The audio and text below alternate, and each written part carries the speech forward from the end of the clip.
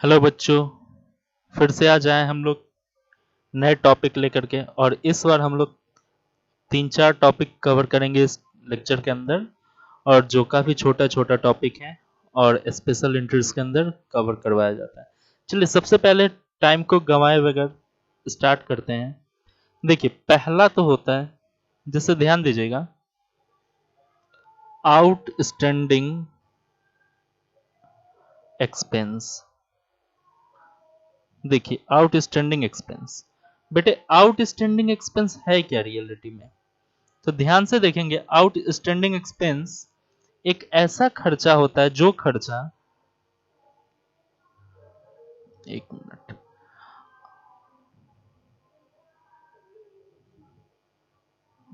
Outstanding expense, देखिएगा बेटे, तो ये हम बता रहे थे आपको कि ये एक ऐसा खर्चा होता है जो expense due due but not at paid. मतलब एक ऐसा खर्चा जो ड्यू तो हो गया लेकिन अभी तक पेमेंट नहीं हुआ है। सपोज कीजिए कि आप जनवरी, फरवरी, मार्च, अब ध्यान दीजिए, किसी के रूम में रहते हैं, हाँ किसी के रूम में रहते हैं। जनवरी का रेंट आपने पे कर दिया, फरवरी का मंथ तो लग चुका है, फरवरी का रेंट ड्यू तो हो चुका है लेकिन अभी ड्यू हो गया, और मार्च चल रहा है और अभी तक आपने नॉट पेड। फरवरी का किराया मार्च चल रहा है लेकिन अगर अभी तक आपने पेमेंट नहीं किया है तो मान लो कि फरवरी का किराया फरवरी खत्म होते ही मार्च के फर्स्ट वीक में पे कर देना चाहिए था। लेकिन अगर आप नहीं पे किए हैं तो क्या हो चुका है, फरवरी का किराया ड्यू हो चुका है लेकिन अभी तक पेमेंट नहीं हुआ, तो ये आपके लिए क्या हो गया, लायबिलिटीज। फिर दूसरा एग्जांपल देते हैं, जैसे कि सपोज करो आपने अपना ट्यूशन फीस जनवरी का पेड कर दिया, फरवरी का सर पेड कर दिए, मार्च का, देखो अब अप्रैल चल रहा है बेटे, तो देखो मार्च में क्या किया तुमने, पेड नहीं किया। समझ गया ना? यानी अब आप पढ़ कहाँ रहे हैं, अब आप चल रहे हैं अप्रैल में, और मार्च का अभी तक पेड आपने नहीं किया है। तो आपके लिए ये क्या हो गया, आपके लिए ये क्या हो गया, मार्च का जो नहीं पे किए हैं अभी तक, तो अप्रैल में बाबू ये तुम्हारे लिए लाइबिलिटीज बन चुका है। क्योंकि हम क्या बोलेंगे, मेरे लिए तो इनकम जनरेट हो गया लेकिन तुम्हारे लिए भी तो एक्सपेंस बुक हो गया, तुम्हारे लिए भी तो खर्चा हो गया ना, मार्च में पे करना था अप्रैल तक नहीं पे किया, तो इसी को हम लोग बोल देते हैं आउटस्टैंडिंग एक्सपेंस। क्लियर है यहां तक? चलो तो अब देखते हैं, अगर बिजनेस के लिए मैं बात करूं आउटस्टैंडिंग एक्सपेंस क्या होता है, तो देखिए इट इज, बेटे ध्यान देंगे यहां पे, हाँ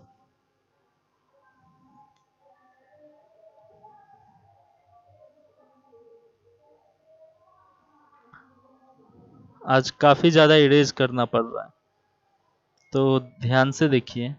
तो देखिए, तो it is liabilities for the business, it is liabilities for the business। तो कभी भी अगर कोई एक्सपेंस आउटस्टैंडिंग होता है तो ध्यान से देखिएगा, वो बिजनेस के लिए लाइबिलिटीज होता है, लाइबिलिटीज।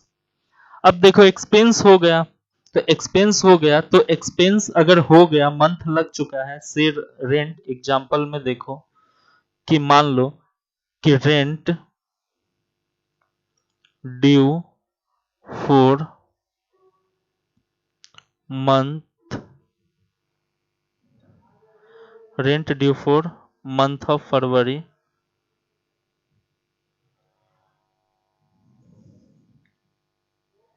Month of February, ₹5000। यानी ड्यू जैसे ही हो गया तो रेंट आपके लिए एक्सपेंस बन गया। समझ गए? और अभी तक आपने पे किया ही नहीं, ड्यू है, तो देखो एक्सपेंस को क्या करते हैं बाबू, रेंट को हम डेबिट करेंगे, रेंट अकाउंट डेबिट, टू अगर हम कैश दे दिए रहते तो यहाँ क्या लिखते, टू कैश अकाउंट, लेकिन क्या अभी तक हमने कैश दिया है, नहीं दिया है, तो रेंट जो है वो मेरे लिए लाइबिलिटीज बन गया। तो नीचे क्या लिखेंगे, आउट स्टैंडिंग रेंट अकाउंट, और एंट्री कितना से करेंगे, 5000 से डेबिट और 5000 से क्रेडिट। अब इसका एक बार हम एनालिसिस कर लेते हैं। देखो, रेंट एक्सपेंस है, तो एक्सपेंस का बढ़ना क्या होता है बेटे, डेबिट। लाइबिलिटीज, अब ये क्या है, आउटस्टैंडिंग क्या है तुम्हारे लिए, लाइबिलिटीज, पेमेंट नहीं किए तो कर्ज बढ़ गया, तो लाइबिलिटीज का बढ़ना क्या होता है, क्रेडिट होता है। तो इसी फॉर्मूला के आधार पे हमने ये वाला जर्नल एंट्री बना लिया। हाँ, तो ध्यान दीजिएगा, कॉन्सेप्ट को समझिए। अब देखते बेटे कॉन्सेप्ट नंबर 2। नेक्स्ट कॉन्सेप्ट है प्रीपेड रेंट। देखिए, तो प्रीपेड रेंट को हम लोग बोलते हैं अनएक्सपायर्ड एक्सपेंस। जो भी पेमेंट अनएक्सपायर्ड होता है, यानी जिस भी पेमेंट की अगर वैल्यू बचा हुआ है, अवेलेबल है, तो वो बन जाता है बेटे एसेट्स। क्लियर है? यानी प्रीपेड रेंट का मतलब क्या होता है कि जैसे देखो, ये चल रहा है हमारा जनवरी, ये है फरवरी और ये है मार्च। अब देखिएगा, तो मान लेते बेटे कि रेंट हम अगर भर रहे हैं, सपोज करो रेंट भर रहे हैं, मैंने जनवरी का 5000 रुपीज रेंट भर दिया, कोई दिक्कत। मैंने फरवरी का रेंट भी भर दिया, और फरवरी महीना में मैंने क्या किया, मार्च का भी रेंट भर दिया एडवांस में। इसको एडवांस पेमेंट भी बोल सकते हैं। यानी फरवरी मंथ में मैंने टोटल जो कैश पे करा होगा, वो रेंट के नाम पे कितना पे करा होगा, 10,000। रेंट अकाउंट में जो मैंने डेबिट करा होगा, वो करा होगा टोटल 10,000। कोई दिक्कत? यहां तक मैंने 10,000 का रेंट पे करा होगा। अब एक चीज देखते हैं बेटे, अब इसमें क्या, ये 10,000 में 5,000 किस तरह का रेंट है, ये 5,000 तो बेटा प्रीपेड है कि नहीं, ये मुझे मार्च में पे करना चाहिए था। ये मतलब ये 5,000 है रिलेटेड टू मार्च। हाँ, तो मैंने क्या कर दिया, एडवांस में पे कर दिया। अब एडवांस में अगर पे कर दिया तो ये तो अनएक्सपायर्ड है, अभी ये मेरा लिए क्या है, अनएक्सपायर्ड है, इसकी वैल्यू बची हुई है। तो जिसकी वैल्यू अवेलेबल हो, जिस भी पेमेंट की वैल्यू अवेलेबल हो, वो बिजनेस के लिए एसेट होता है। तो ये बात तो क्लियर है। तो इसका जर्नल क्या बनेगा बेटे, सबसे पहले अब जर्नल ध्यान देंगे। जर्नल जो इसका बनेगा वो बनेगा, देखो, प्रीपेड रेंट अकाउंट डेबिट, क्योंकि मैंने क्या किया, एसेट्स बढ़ा लिया। To rent account, prepaid rent account debit to rent account. अब आपको ये नहीं समझ में आ रहा होगा कि सर नीचे रेंट क्यों लिखे, हाँ, दिमाग लगा रहे होंगे। अब इसका जो है बेटे, अब हम एक क्वेश्चन लेके देखते हैं। देखिए, ये आपका जर्नल है। अब यहां एक क्वेश्चन देखते हैं। सपोज कीजिए, एग्जाम्पल लिख लेते हैं। एग्जाम्पल देखो, मान लो कि रेंट पेड 25,000, 5,000, एक मिनट,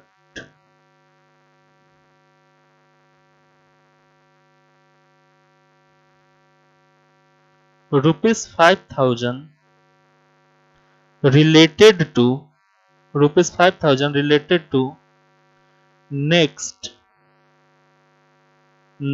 ईयर्स। तो देखिए हम इसका जो एनालिसिस करेंगे बड़ा आसान है। देखिए पहला जो है हमने जो किया होगा, जो कि आपको एंट्री पास करना नहीं है, हम बस ऐसे रफ लेके चल रहे हैं कि बेटे देखिए किए क्या होंगे, वो देखिए किए क्या होंगे, उस पे ध्यान से देखिए। रेंट हमने पेड किया 25,000, तो जर्नल क्या बनाए होंगे, rent account debit to cash account, rent account debit to cash account, और कितना बनाए होंगे बेटे, 25,000 का, 25,000 का। लेकिन क्या कह रहा है कि 5,000 रिलेटेड टू नेक्स्ट ईयर। 5,000 कब से जुड़ा हुआ है बाबू, ये जो मैंने करेंट ईयर में एंट्री पास कर दिया, करेंट ईयर में मैंने 25,000 का एक्सपेंस बढ़ा लिया। अब इसमें से 5,000 कब का है, तो ध्यान दीजिए इसमें से 5,000 जो है बेटे वो है तुम्हारा नेक्स्ट ईयर का। तो उस 5,000 को हमें मैनेज करना होगा, और उस 5,000 को हम कैसे मैनेज करें बताइए। मेरे पास एक टेक्निक है। क्या टेक्निक है, देखिए एक निंजा टेक्निक है। तो हम क्या करते हैं, ये जो रेंट 25,000 का जो हमने डेबिट किया है, इसमें से 5,000 रुपया हम माइनस कर देंगे। तो जैसे ही बेटे हम माइनस करेंगे, तो कभी भी डेबिट वाले को अगर कम करना है तो क्रेडिट हो जाता है, और क्रेडिट वाले को कम करना है तो डेबिट हो जाता है।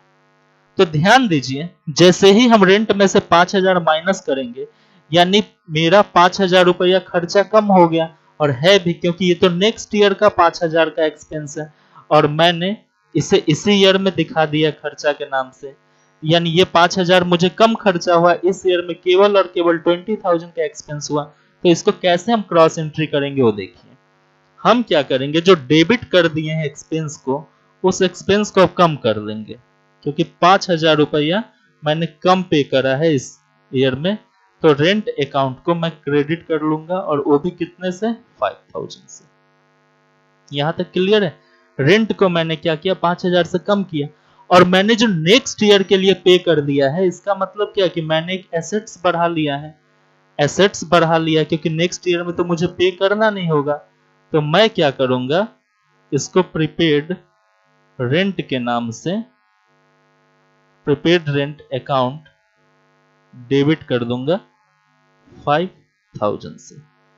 समझ में आ गया।